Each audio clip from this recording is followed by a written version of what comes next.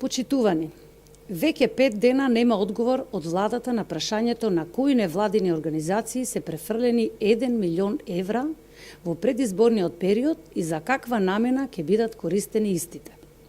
Наместо одговор, владата предводена од СДС молчи и продолжува со префрлување на пари од буџетот на сметките на невладините организации. Изминатиот период на сметките на невладините од парите на граѓаните беа извршени трансфери со кои во еден ден се префрлувале по неколку милиони денари.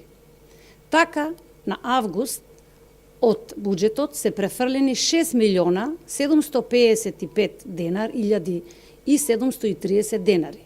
На 23 август од буџетот се префрлени 4 милиона 666 илјади 666 денари.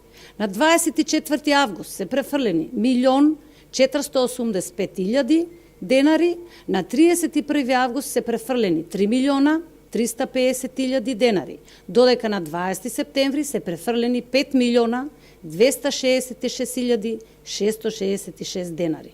На 26 септември се префрлени 16 милиона 450 илјади денари, додека на 27 септември на сметките на невладините организации се префрлени 13 милиона 210 илјади денари.